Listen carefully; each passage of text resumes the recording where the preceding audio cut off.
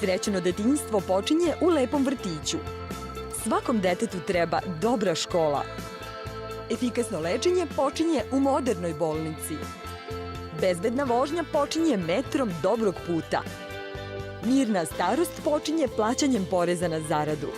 Izgradnja bogatijeg društva počinje borbom protiv sive ekonomije.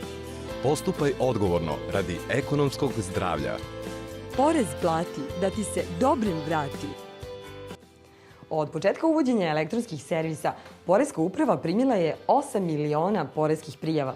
Kada bi se sve one poređale na jednu gomilu, šta mislite koliko bi ona bila visoka? Kao Beograđanka, kao Genex kula, kao 4 avalska tornja.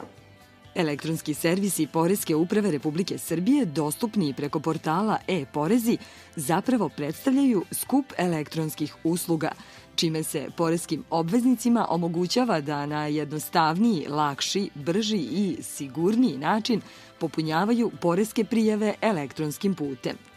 Korišćenje portala e-porezi je potpuno besplatno, s tim što je poreski obveznik dužan da o svom trošku obezbedi elektronski sertifikat za elektronsko potpisivanje elektronskih prijava, kao i čitač pametnih kartica.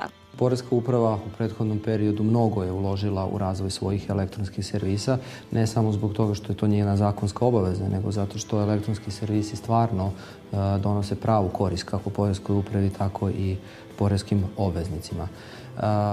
Dakle, u nekom prethodnom periodu kada elektronskih servisa nije bilo, bili su veliki redovi, velike gužve u organizacijom jedinicama Poreske uprave, jer su poreski obveznici bili obavezni da u određenim zakonskim rokovima donose poreske prijave.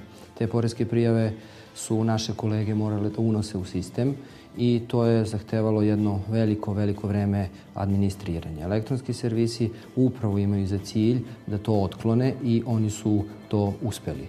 Dakle, danas se elektronske prijave podnose putem elektronskih servisa na portalu e-porezi bez potrebe da poreski obveznik dođe u Poresku upravu. To nije jedini benefit, taj dolazak u Poresku upravu koji se najčešće smatra kao nešto što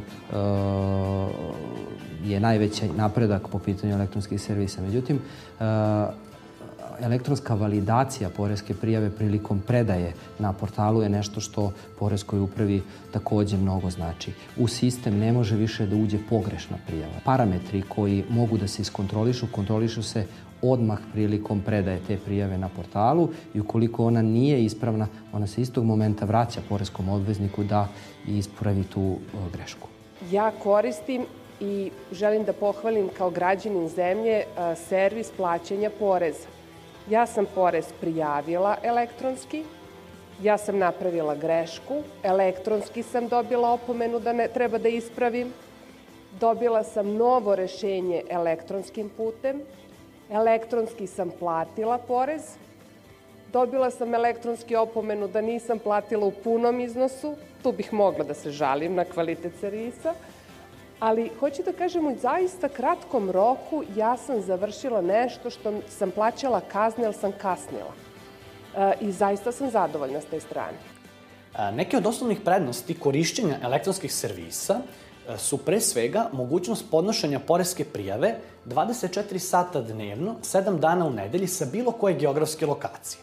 Ukidanje velikog broja dokumenata, brže, jednostavnije, lakše i jeftinije podnošenje poreske prijave, čime se omogućava veća transparentnost funkcionisanja celog poreskog sistema sa krajnjim ciljem povećanja naplate poreza, čime se puni budžet Republike Srbije.